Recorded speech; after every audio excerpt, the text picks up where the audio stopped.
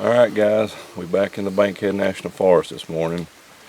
We're here bright and early, so we got a long walk ahead of us. When you hunt public land, it's kind of what you get stuck with. So we got about a 45-minute walk to a little spot. We're going to go in and set up on the ground, see if we can hopefully see some deer movement, at least kind of get a general idea of what's going to happen today. If not, we're going to do a little scouting and find a place to put them stands. Wish us luck.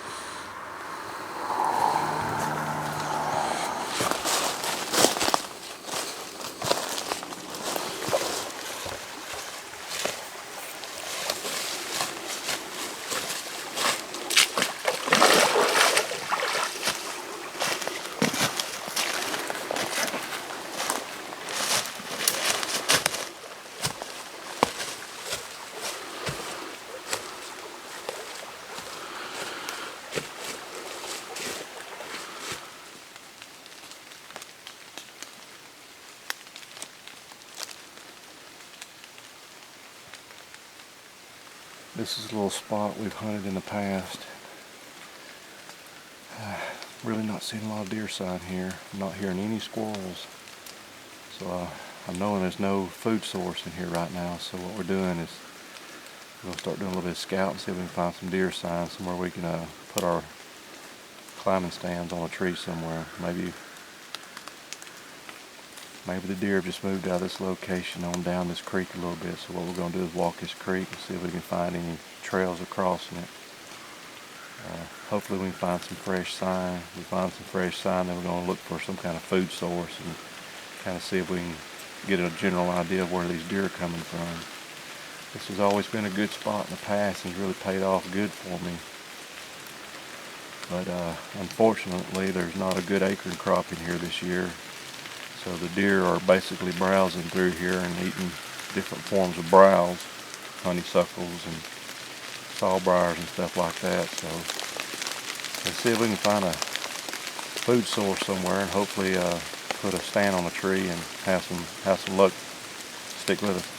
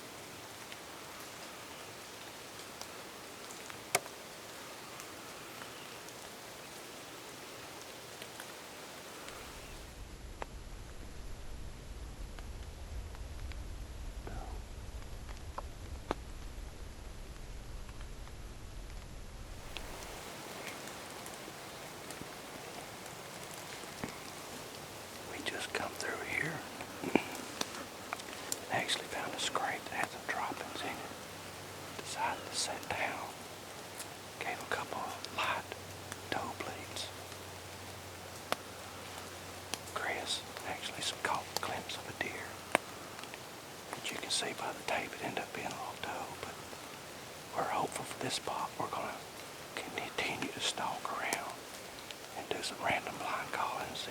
Maybe we'll have some more luck.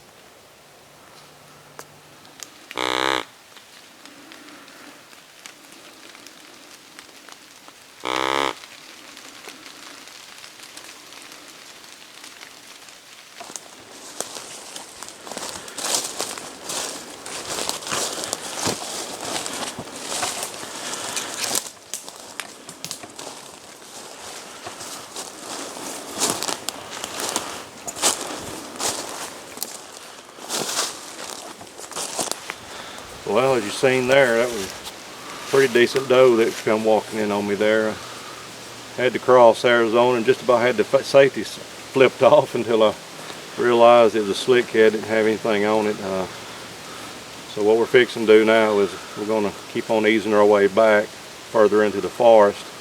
There's an old roadbed on top of the hill up here that we're going to go up and walk down that old roadbed and see if we can see any sign on it. But before I do, my son Chris shot a pretty nice doe Friday. You know, this is the Thanksgiving Day weekend, so unfortunately he didn't get any footage of it. So I'll let him tell you a little bit about what happened.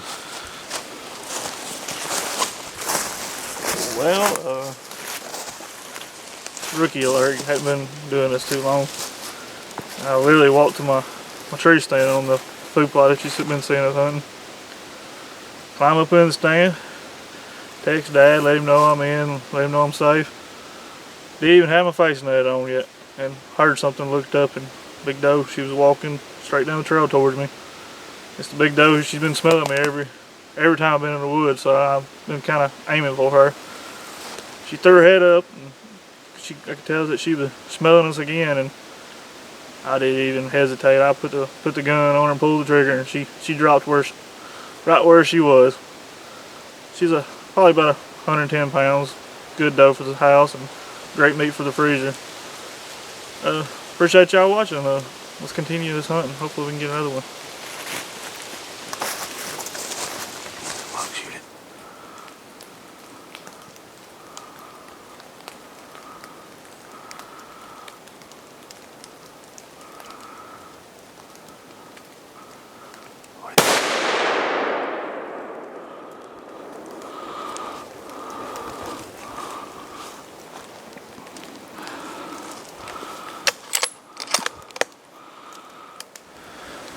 Alright guys, we came in here in this national forest today, and if it was legal we was going to take a shot at it. And I took a shot at it, but that's about all I done. We went down and looked for about 35-45 minutes and couldn't find no blood, so it was a clean miss. That's good. I'd rather miss one any day as to wound one. But we're showing you guys what it's like to be real deer hunters. Get out here and hunting. Most people's not going to show you the misses.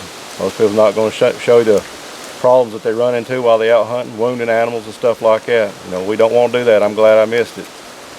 But he looked like probably about a 4-point or 6-point. And another lesson to be learned from that is it was kind of a stretch out there from me. But be sure you always got something good to prop on. I didn't have that. I was free-handed. The deer saw me. But I went ahead and tried to make the shot anyway, and I probably shouldn't have tried. But hey, you don't know till you try.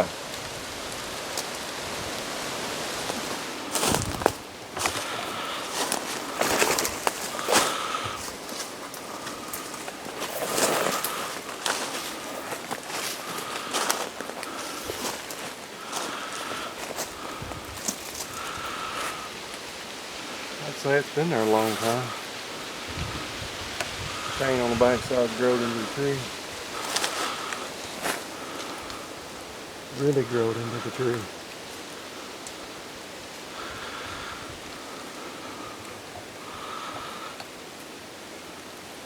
This is a national forest land that we're on, and we've walked probably maybe a mile and a half back through an old fire break and come out on an old roadbed. Looks like many years ago, back when they used to dog hunt all this area back in here, there's some old logs and stuff that the old timers would cut for seats to sit on. So there's little stools all down the road. And apparently this is one of the stands they may have forgotten back many years ago.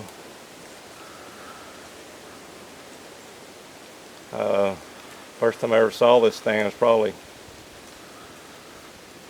I don't know, 15 years ago, and it's still in the same place.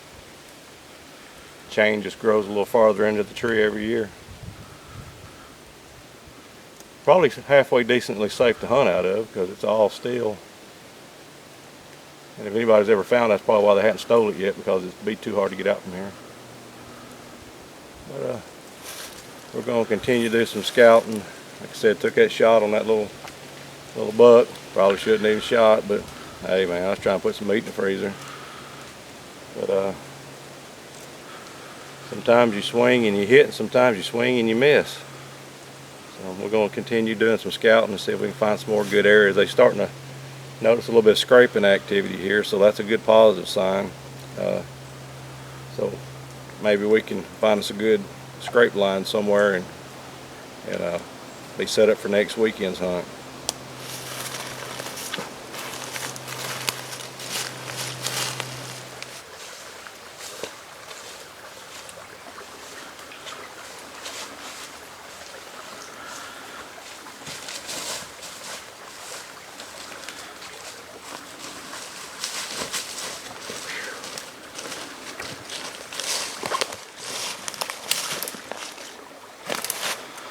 Well guys, as you can see, we did a lot of walking today and saw a couple of deer.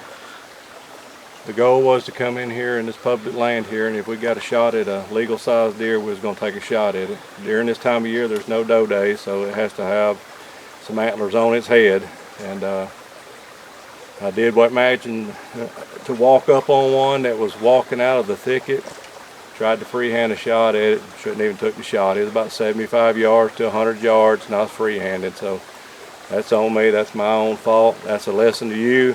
Just let that deer go on, unless you just want to sling some lead at it and miss that deer. But we were a long ways back in the woods, and I was wanting to try to make something happen, and that way we could tote something home for all of our hard work that we've done today.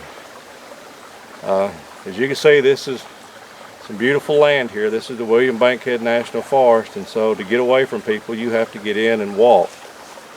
Where we parked at was about a 45-minute walk to where we hunted at first thing this morning. Then it was another 30-minute walk past there to where we're seeing the first doe, then probably 15 or 20 minutes past there before we ever saw that smaller buck. But like I told you in some of our previous videos, you go back and watch those, we bring tree stands into the woods ahead of time. We've got meat packs that we bring in and we hide in the woods. That way we're not far from our meat packs. If we was to harvest a deer, basically we get it down to the creek here and we can clean it up and pack the meat out of the woods. But today we wasn't fortunate enough to do that. Like always, if you like watching our videos, please hit that subscribe button and be sure to follow us on our social media outlets. And also check us out on the World Wide Web at www.metalneckoutdoors. Thanks guys for watching, and God bless.